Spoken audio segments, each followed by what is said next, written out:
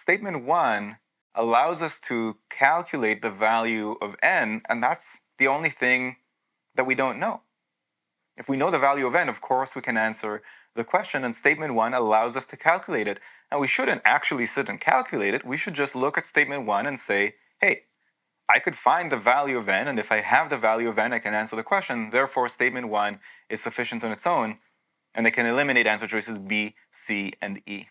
So I think that it's really important for everyone looking at this question to eliminate answer choices B, C, and E without any pen and paper. And that's really important and significant because that gives us a 50-50 chance right off the bat.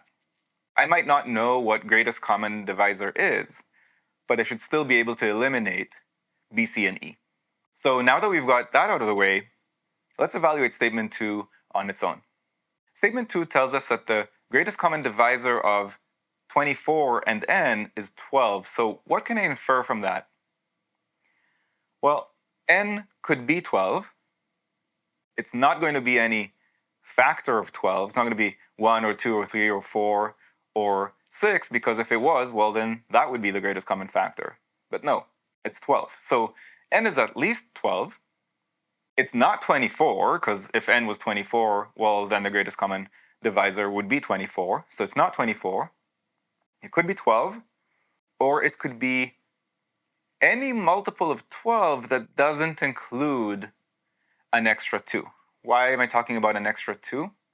Because that's what gets you from 12 to 24, right? If you have the prime box of 12, how do you turn that into 24?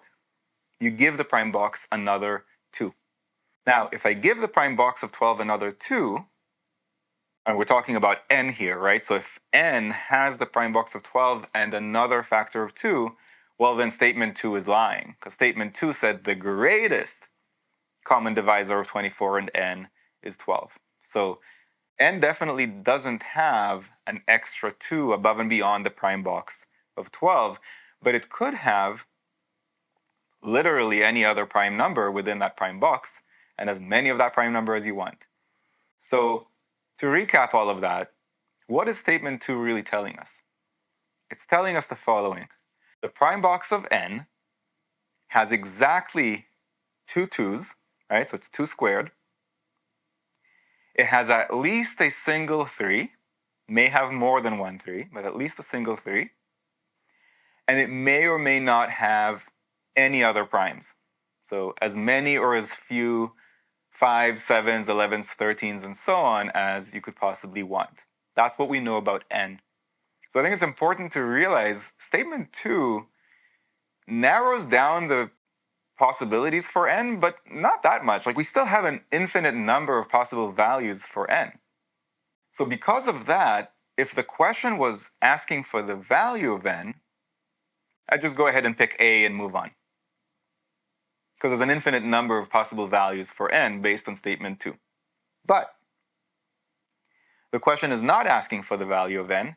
It's asking for the greatest common divisor of n and 12. Now, here's something that we should have talked about before even going to the statements, but better late than never, so let's talk about that now.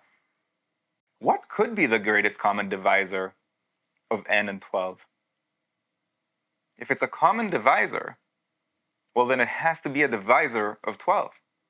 You're not going to have 100 in there. 100 is not going to be a divisor of 12. There's not that many options. What could be the greatest common divisor of n and 12 without knowing anything about n? I'm going to say that there's not many options. It's either 1, that's if n and 12 have nothing in common, right? That would be 1, or 2, or 3, or 4, or 6, or 12. That's it. Those are the only possibilities, and our job is to narrow that down to a single option. That is something we probably should have thought about before going into the statements. Now when we bring into that statement 2, remember what we said about statement 2, that the prime box of n has the contents of 12. It has exactly 2 2's and at least a single 3, and it may or may not have more stuff.